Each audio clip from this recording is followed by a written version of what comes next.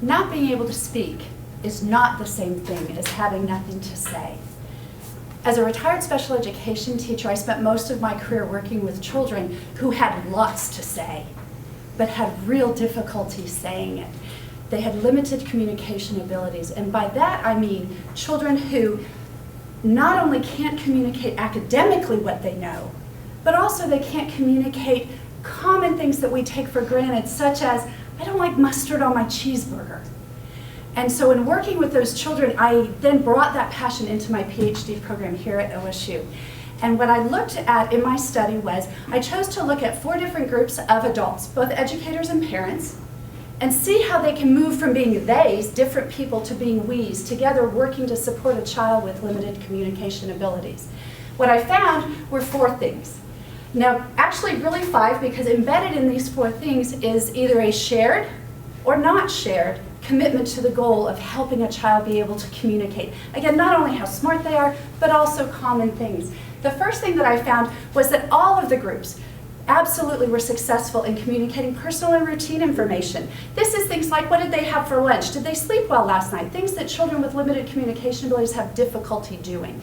All of them were successful with that. Some of them, though, took it to the next level and actually were able to communicate clinical information about communication, such as, what does yes really look like in your classroom? Because this is what it looks like in mine, and comparing to be able to help the child. The other one is peer coaching. I love the coaching. And what I found was some of my groups actually became coaches for each other. Now, coaching is not mentoring. Mentoring is that there's an expert. Coaching is where everyone brings something to the table. And what I found with these teams of adults were some of them were using coaching to help each other learn about how to help the child be successful in communicating.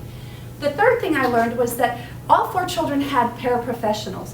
Those are usually non-degree teachers who are assigned to the student to help them be able to be successful across all settings and people within the school.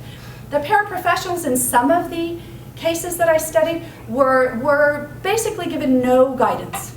Others were a significant part of the team and viewed as a valued member, and so they helped the children be able to communicate more. And then finally, their goals and objectives. IEP stands for Individualized Education Plan. It's mandatory by the federal law that we have to meet once a year and go over them. Some of the goals were very vague. You'd pull it up and not have a clue what the student was working on communication-wise. Others were very clear that anyone in this room could pull it up and do it. So the impact basically is saying, we've got Stephen Hawking out there who wants to communicate and say, my goal is simple, a complete understanding of the universe. We have to help students do that. Thank you.